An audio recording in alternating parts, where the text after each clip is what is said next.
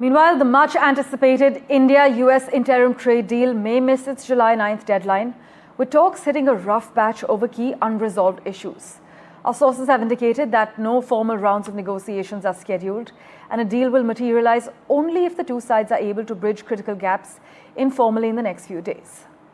Now, while both countries have been pushing for a limited mini-deal focused on goods trade and tariff reductions, discussions have stalled over agriculture and dairy access, where India is unwilling to yield ground.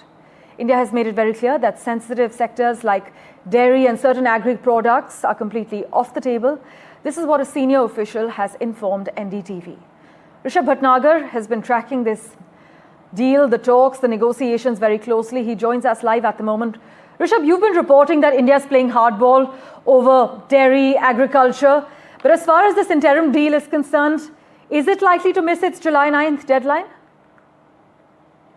Right now, as things stand, Parmeshwar, we have two scenarios that are brewing. Scenario one is, of course, that India reaches an interim trade deal. It will be a smaller trade deal that will be based on tariff reductions on certain goods, as well as India getting the reciprocal tariff exemption of the 26%. That is scenario one.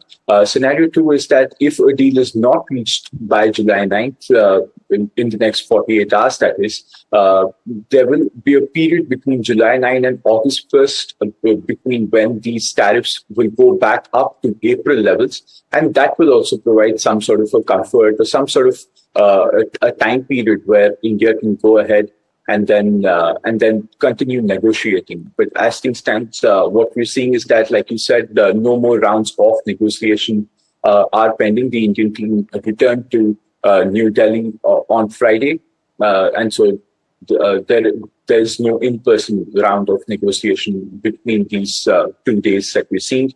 What we're also seeing is that, like you said, agri and dairy, both of them remain massive sticking points. India is unlikely to budge on those in a very, very meaningful manner. Of course, India is unlikely to budge on those.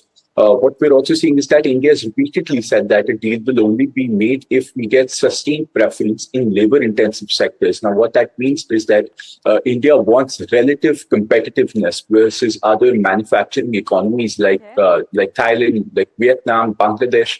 India wants preference against all of these other manufacturing hubs that also serve as a major sort of transshipping venue for Chinese goods. So India wants preference in these grounds as well. So that is what we have our eyes on. We will keep our eyes peeled on this for the next 48 hours as well. Of course, we'll keep a close eye on the key developments with you, Rishabh. Thanks so much, as always, for joining us with the latest.